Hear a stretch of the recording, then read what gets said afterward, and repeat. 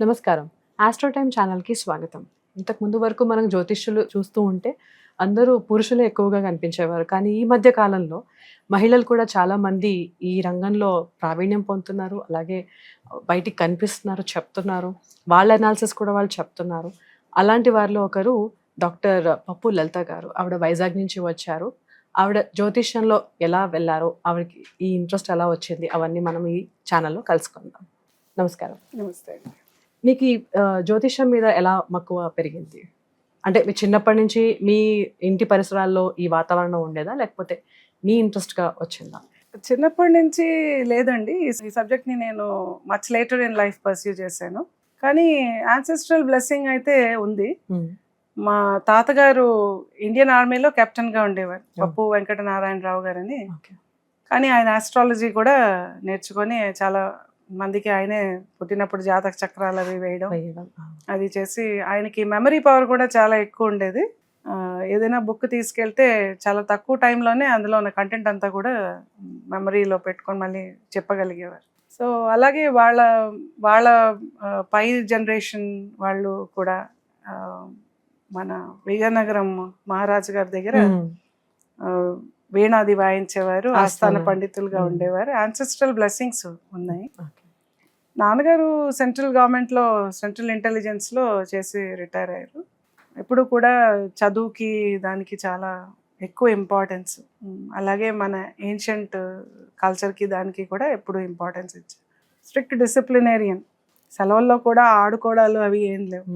ఒకటే concept, exams అయితే అయిపోయాయి కానీ చదవడానికి వేరే పుస్తకాలు ఉన్నాయి కదా, బుక్స్ ఒకటే కాదు. సో చిన్నప్పుడు విజ్డమ్ అని మ్యాగజైన్ ఇలాంటివన్నీ ఎక్కువ తెచ్చేవారు. సో మల్టిపుల్ సబ్జెక్ట్స్కి అప్పుడే ఇంకా ఇన్ని ఉన్నాయి చదవడానికి నేర్చుకుందికి అని. అలాగే అమ్మకి మ్యూజిక్ ఇంట్రెస్ట్, అలా అందులో కూడా ప్రవేశం ఉంది. ఇప్పుడు మెయిన్ కోర్సు పర్స్యూ చేసి పిహెచ్డి మైక్రోబయాలజీలో చేస్తూ ఉండంగానే ఈ ఆస్ట్రాలజీ కూడా నేను కొంచెం నేను ఇక్కడ అక్కడ చదివి నేర్చుకున్నాక ఇలా కాదు, ఇది గురుముఖత నేర్చుకోవాలి. నాకు ఏబిసిడీల నుంచి నేను సిస్టమాటిక్గా నేర్చుకుంటే కానీ నాకు దీని మీద పట్టు రాదని నేను ఒక గురువు గారిని సంప్రదించడం జరిగింది. బమ్మిడిపాటి నరసింహమూర్తి గారు. ఆయన చాలా పెద్ద Vedic and KP astrologer. Sivala Subrahmanyam గారి దగ్గర ఆయన నేర్చుకున్నారు. ఆయనకి ఒక 30 years ఎక్స్పీరియన్స్ ఉంది జ్యోతిష్యంలో. ఆయన నాకు బిగినింగ్ నుంచి నేను ఆయనకి చెప్పానంటే నేను అప్రహెన్సివ్ అయ్యాను ఏంటంటే అన్ని బుక్స్ తెలుగులో ఉంటాయి, నేను అంత ప్యూర్ తెలుగులో ఉన్న బుక్స్ నేను చదివి నేను ఎప్పటికీ తెలుసుకుంటానని. బట్ మాస్టర్ దగ్గర కంటెంట్ అంతా కూడా ఆయన నోట్స్ ఇంగ్లీష్లో కూడా తయారు చేశారు. ఆయన తెలుగు బుక్స్ చదివినప్పటికీ ఇంగ్లీష్లో ఆయన మెటీరియల్ ప్రిపేర్ చేసి సిస్టమాటిక్గా నేను ప్రతిరోజు క్లాస్ తీసుకునేది. అండ్ క్లాస్కి ఆయన ఏ రోజు కూడా క్లాస్ 1 hour అయిపోయింది ఇంకా ఆపేద్దాం అనుకోలే. క్లాసు ఒక్కొక్క రోజు అయితే 2.5 hours కూడా నడిచేది. సో ఆ టైంలో నేను కొంత ఏదో ప్రమోషన్స్ అవి డిలే అవ్వడం, కాలేజీలో ఏదో ఒక కెరియర్లో ఒక సాటిస్ఫాక్షన్ లేదన్నట్టుగా డిప్రెస్డ్గా ఉన్న టైంలో మాస్టర్ని కలిశాను. ఆయన నా హారోస్కోప్ అనలైజ్ చేసి నాకు నా పాస్ట్లో జరిగినవి కూడా ఆయన ఎప్పుడైతే నేను చెప్పకుండానే ఆయన చెప్పారో ఐ వాజ్ కన్విన్స్డ్. సో ఈ సబ్జెక్ట్ కనుక కరెక్ట్గా నేర్చుకుంటే నేను తర్వాత ఏం జరుగుతుందో జరిగిన తర్వాత డిసప్పాయింట్ అవ్వకుండా okay this is what is promised in my horoscope కాబట్టి నేను ముందే దాన్ని తీసుకోగలిగే కెపాసిటీ ఉంటుంది. I may not be able to change it, కానీ ఈ నాలెడ్జ్ చాలా అవసరం. ఇప్పుడు నాకే కాదు ఎవరికైనా, ఇప్పుడు ఆడపిల్లలు చాలా మంది ఉన్నారు, మగపిల్లైనా ఆడపిల్లైనా ఎవరినైనా కలుస్తారు, చేస్తారు, వాళ్ళతో కాస్త అటాచ్ అవుతారు, లేదా డబ్బులు గట్ట వాళ్ళు మోసం చేసేస్తారు. ఇప్పుడు పరిచయం అయిన వ్యక్తి మనల్ని మోసం చేస్తాడా లేదా కూడా ప్రశ్న చాటుతో తెలుసుకోవచ్చు. మీరు ఎవరైనా పరిచయం అయ్యారు, ప్రశ్న వేసి చూడండి. ఇప్పుడు మ్యారేజ్ ప్రపోజలే వచ్చింది, ప్రశ్న వేసుకొని చూసుకోవచ్చు, ఇది మోసం అవుతుందా, దీని కాన్సిక్వెన్స్ మోసపోతాం మనం లేదా ప్రశ్న వేసుకో, can we trust this person, ప్రశ్న వేసి చూసుకోవచ్చు. ఎస్ ఆర్ నో కి ఒక ప్రశ్న ఉంటుంది, మనిషి చెప్తుంది నిజమా అబద్ధమా ప్రశ్న ఉంటుంది. So you can be prepared for what is there in store. అప్పటికే అవాయిడ్ చేయలేకపోతే ప్రారంభ కర్మను అయితే మార్చలేము, బట్ మనం తీసుకోగలిగే జాగ్రత్తలు మనం తీసుకోవచ్చు. ఒక దూర ప్రాంతంలోని మనం జాబ్కి అప్లై చేస్తున్నాం, అసలు ప్లేస్ ఆఫ్ చేంజ్ ఉందా లేదా, లేదంటే 3,000 రూపాయలు దండకు కదా అప్లికేషన్కి, అలా పెట్టొద్దని కాదు, but if you can predict accurately మనే వచ్చా ఖర్చు. ఇఫ్ యూ ఆర్ కాన్ఫిడెంట్, ఇప్పటికి ఒక 100 ప్రిడిక్షన్లు కరెక్ట్ అయ్యాయి, సో అది వేస్ట్. నాకు place of change of place లేదు, ట్రాన్స్ఫర్ లేదు, ఇక్కడే ఉంటాను, జాబ్ చేస్తాను. మరో యూనివర్సిటీ, మరో చోట, మరొక ఆఫీస్లోనో ఎక్కడ జాబ్ అప్లై చేయడం అనవసరం. You get to know what you can do, what you should do, what you should not do. Dos and డోంట్స్కి మీకు గైడెన్స్ లాగా పనిచేస్తుంది. ఇప్పుడు వదలకుండా మాస్టర్ని అన్న నాకు ఈ జన్మలో ఈ సబ్జెక్ట్ కానీ పూర్తి అవ్వకపోతే నేను నెక్స్ట్ జన్మలో కూడా మీ దగ్గర నేను స్టూడెంట్గానే ఉండి కంటిన్యూ చేస్తా అని చెప్పాను. I'm blessed to have very good master. ఇప్పటికీ ఎప్పుడైనా మెసేజ్ పెట్టగానే ఈజ్ వెరీ ప్రాంప్ట్, వెంటనే రెస్పాండ్ అవుతారు. బట్ ఐ థింక్ క్విక్ గా నేర్చుకున్నట్టున్నారు కదా. అది కొంత హోంవర్క్ నేను ముందు చేసుకున్నానేమో in previous births maybe, because అది చాలా పెద్ద సముద్రం. కానీ ఏదో కటాక్షం అనుకోవాలి, విషయం అర్థమయ్యి గుర్తుండడం వల్ల నెక్స్ట్ లెసన్ మాస్టర్ చెప్తే తీసుకోగలిగాను. అదర్వైజ్ అది చిన్నప్పటి నుంచి ఒక 12-15 ఏళ్ల నుంచి నేర్చుకుంటే వచ్చేలాంటి గ్రిప్ అయితే మచ్ లేటర్ ఇన్ లైఫ్ మొదలు పెడితే రావడం కొంచెం కష్టం. అది కటాక్షం, గురు బ్లెస్సింగ్స్. మరి ఈ వృత్తిని ప్రవృత్తిని ఎలా మేనేజ్ చేస్తున్నారు? కొంచెం కష్టమే అవుతుంది. సంగీతంలో కూడా ప్రావీణ్యం ఉందని చెప్తారు. అవును, కొంచెం కష్టమే అవుతుంది. అందుకనే దీన్ని ఇంకా బాగా పర్స్యూ చేస్తే దీనిలో ఇంకా ఎక్కువ నాలెడ్జ్ పెరుగుతూ ఉంటుంది. ఇది కూడా ఒక సముద్రమే, అన్ని సబ్జెక్ట్స్ ఎలా ఒక సముద్రం. దీనికి time college are university time మినహా టైం దీనికి పెడతాను. దీనికి నేను వేరే వేరే బుక్స్ ఏవైతే మాస్టర్ రికమెండ్ చేశారు అవి కాక కొన్ని రీసెర్చ్ ఆర్టికల్స్ కూడా చదువుతా. అలాగే మీనా రీడర్ అని కేపీ ఆస్ట్రాలజీవి మీనా రీడర్ 1, 2, 3 ఉన్నాయి. అవి చదివితే చాలా చాలా అనాలిసిస్లు అందులో ఉంటాయి. ఇంతకు ముందు ఏ ప్రశ్నలకి వాళ్ళు ఎలా అనలైజ్ చేశారు అన్నది కేపీ ఆస్ట్రాలజీది చాలా వివరంగా ఉంటుంది. అవి చదివితే కూడా బుక్స్ ఎక్కువ చదవాలి, తెలిసిన హారోస్కోప్స్ అనలైజ్ చేసుకోవాలి. అలాగే ఎవరెవరైతే వచ్చి నాకు ఇలా ప్రాబ్లం వచ్చింది చూడు అంటే చేస్తూ ఉండంగా ఆ ఎక్స్పీరియన్స్ పెరుగుతుంది. అంటే బుక్స్ ఓన్లీ చదవడం వల్ల రాదు, తెలిసిన హారోస్కోప్, తెలిసిన ఈవెంట్ కి చార్ట్ లో ఉన్న ప్లానెట్ పొజిషన్స్ ని కోరిలేట్ చేసుకొని అనలైజ్ చేసుకుంటూ ఉంటే అవుతుంది. సో మీరు మాస్టర్ చేసింది కేపీ పద్ధతి? నేను వేదిక నేర్చుకున్నాక కేపీ నేర్చుకున్నా. అంటే కేపీ ఒక విడిగా వేరే మెథడ్ అని కాదు, దీనిలోంచే you just narrow it down. ఇప్పుడు అది ఒక వేరే ఆస్పెక్ట్ అవుతుంది యాక్చువల్లీ. అంటే మీరు డిగ్రీస్ చూస్తే కనుక లగ్నం ఫర్ ఎగ్జాంపుల్ ఎక్కడో మకరంలో స్టార్ట్ అవుతుంది అనుకుందాం. లగ్నం ఎంత 7 డిగ్రీల్లో లేదా 26 డిగ్రీల్లో లగ్నం ఉందనుకుందాం. ఫస్ట్ భావం మకరంలో పడింది, కానీ 12వ భావం కూడా అక్కడే ఉంది. ఎందుకంటే ఇక్కడ ఎంత 26 డిగ్రీలు అనుకున్నాం అంటే ఒక 22 డిగ్రీల్లో మకరంలో ఏదైనా గ్రహం ఉంటే దాన్ని 12వ భావంలో ఉన్నట్టే లెక్క పెడతాం. అంటే లగ్న భావం ఒక రిజల్ట్స్ ఇవ్వదా అంటే తక్కువ ఇస్తుంది. సో 70% 70-30 ఉంటుంది. అలా లగ్నానికి బాగా దగ్గరగా ఉంది, 4 డిగ్రీలే దూరంలో ఉంది అంటే లగ్నం తాలూకా ఎఫెక్ట్ ఇస్తుంది, బట్ 12వ దాన్ని కూడా ఇస్తుంది. 12లో ఉన్నట్టే లెక్క యాక్చువల్లీ. సో ఆ డిగ్రీస్ ని బట్టి మరి భావం మారిపోతుంది. కేపీని బట్టి మారేది భావం. ఇది కాక ఇంకో కాన్సెప్ట్ ఉందిలేండి, సబ్లార్డ్. అది కూడా దాన్ని బట్టి అక్యురసీ ఎక్కువ పెరుగుతుంది. మీరు సబ్లార్డ్ ని స్టడీ చేసినప్పుడు అక్యురసీ ఎక్కువ పెరుగుతుంది. ఇంకా కిందకి సబ్లార్డ్ ని కూడా స్టడీ చేస్తారు, అదంతా వేరే సర్టిఫికేషన్స్ కూడా చేశానని చెప్పారు. నేను Indian council of astrological sciences నుంచి జ్యోతిష్ విశారద వాస్తు ఆచార్య చేశాను. ఓకే, వాస్తు ఎంతవరకు మీరు మీ రీసెర్చ్ లో అది అనాలిసిస్ కరెక్ట్ అయిందని తెలిసిందండి? వాస్తువులో గురుగారితో పాటు చేశాను. అంటే గురుగారు ఏ ఇంటి గురించి నాకు చెప్తూ వచ్చారో, ఏన్షియంట్ వాస్తులో ఉండే ఈ రూలు ఈ పర్టికులర్ ఇంటికి ఇలా ఉండడం వల్ల ఇది నేను అక్కడ చూసానని అలా చెప్పినవి, అదే సిచ్యువేషన్ మళ్ళీ నేను ఏ ఇంట్లో చూసానో ఆ వాస్తు దోషం వల్ల అదే ప్రాబ్లం ఉందన్నది. దాన్ని బట్టి అంటే అప్పుడు వాస్తు ఇస్ నాట్ జస్ట్ వెంటిలేషన్, దానికి ఇంకా చాలా ఉంది. అంటే సైంటిఫిక్ చాలా ఉంది. అంటే ఆ వాల్ కట్టడం వల్ల ఎనర్జీ అన్నది ఫామ్ అవుతుందా? ఏ wall? Compound wall or something, ఇంటి వాల్ కానీ మీరు కన్ఫైన్ చేస్తున్నారు, ఎనర్జీని కన్ఫైన్ చేస్తున్నారు. వాల్ కట్టంగానే ఓపెన్ ప్లాట్ కి ఏం ఉండదు, కన్ఫైన్ చేస్తే ఎనర్జీ అప్పుడు మారుతుంది, స్ట్రక్చర్ మారుతుంది. So depends on how you are constructing అంతే ఫైనల్లీ. అంటే ప్లాట్ తాలూకా size generally square is recommended. Square దొరకలేదంటే కొంతవరకు రెక్టాంగులర్, కానీ ఆ రెక్టాంగులర్ కూడా మరీ లెంత్ ఎక్కువను విడ్త్ మరీ తక్కువ ఉండకూడదు. కొంత ఓకే, కానీ మరీ ఎక్కువ లెంత్ ఎక్కువ అయిపోయి విడ్త్ మాత్రం చాలా తక్కువ ఉండి అలాంటి ప్లాట్ ఇస్ నాట్ రికమెండెడ్. అది ప్లాట్, ఓన్లీ ప్లాట్ గురించి.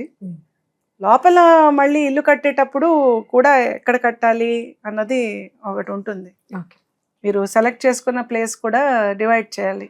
అంటే 9x9 అనుకోండి, అందులో మీరు 7x7 లోనే కట్టాలి.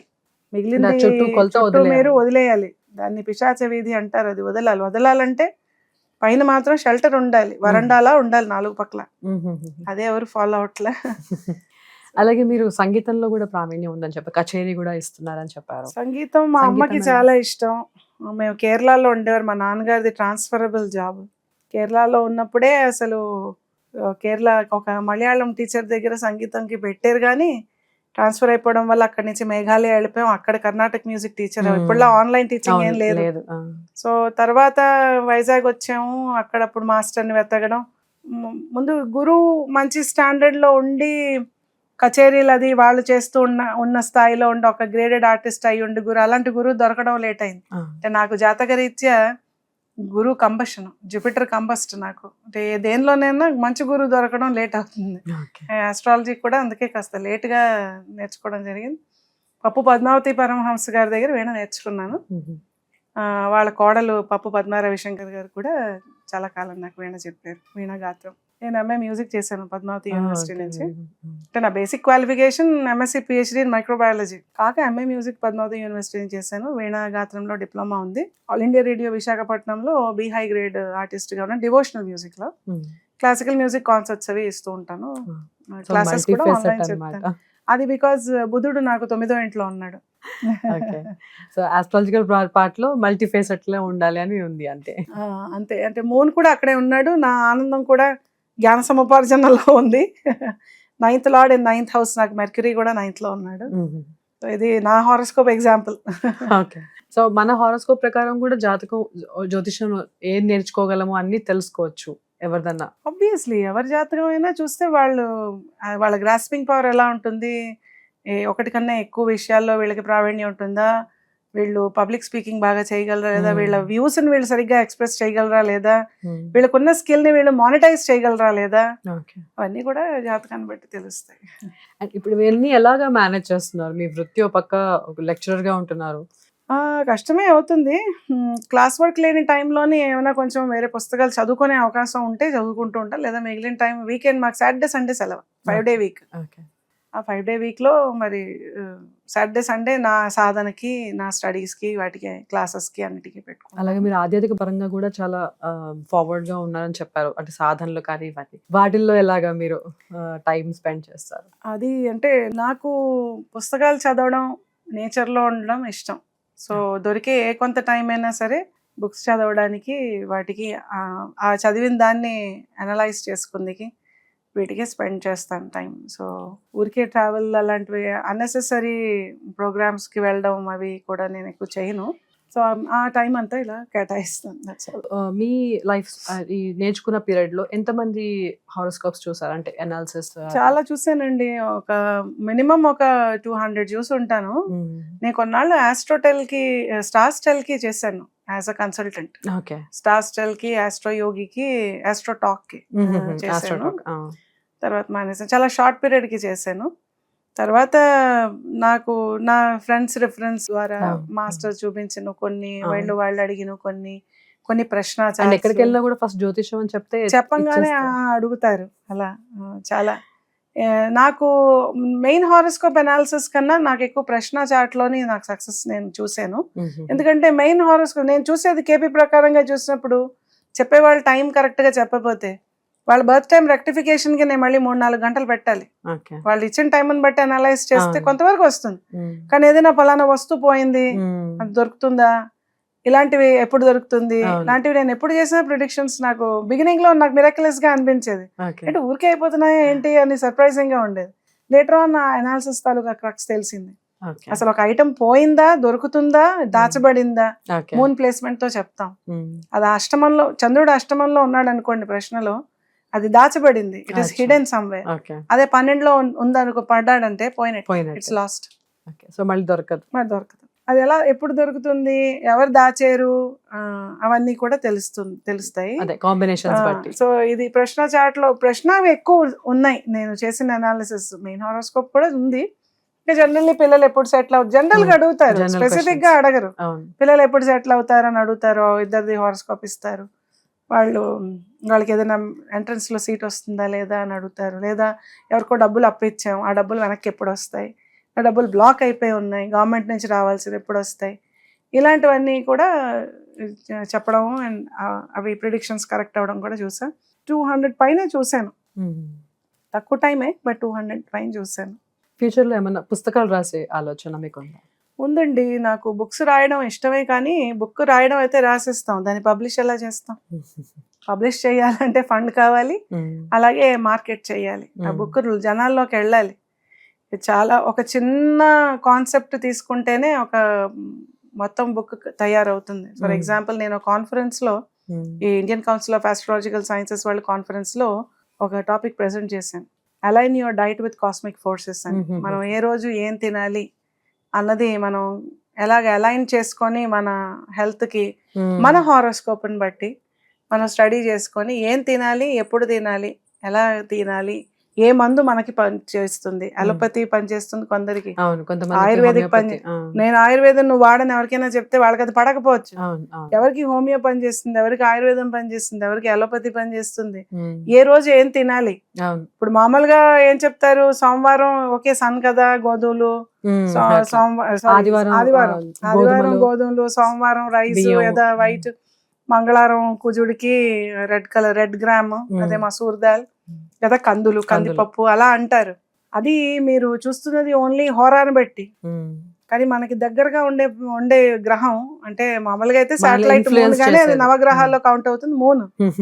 సో మూన్ ఏ నక్షత్రంలో ట్రాన్సిట్ అవుతున్నాడు, ఆ రోజు మూన్ ఏ నక్షత్రంలో ట్రాన్సిట్ అవుతున్నాడు, ఆ నక్షత్రం యొక్క అధిపతి ఎవరు, దానికి సంబంధించిన ఇంగ్రీడియంట్ కూడా పెట్టుకోవాలి డైట్ లో. సో ఓన్లీ ఒక హోరాని బట్టి పెట్టుకోవడం కాదు.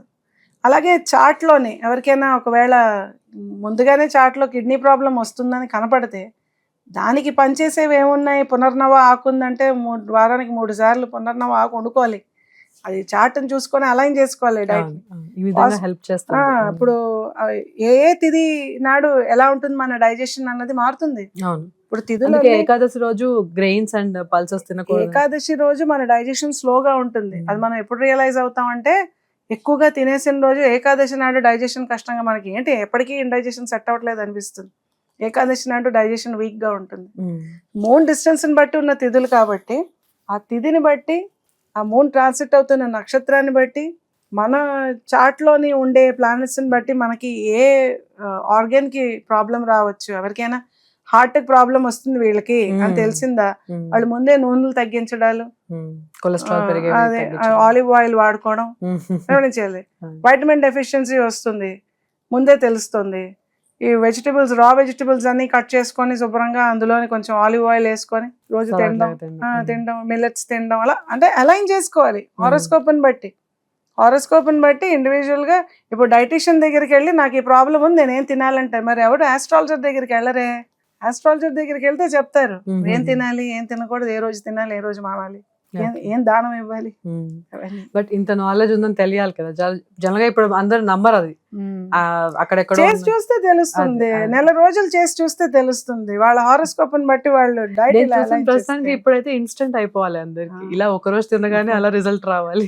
అలా రావాలంటే ముందు వచ్చేస్తుంది, తర్వాత దాని తాలూకా ఎఫెక్ట్ ఉంటుంది. ఇప్పుడు ఇంగ్లీష్ మెడిసిన్స్ అన్నిటికీ వాడి వాటి సైడ్ ఎఫెక్ట్స్ వల్ల మళ్ళీ సఫర్ అవుతున్నారు.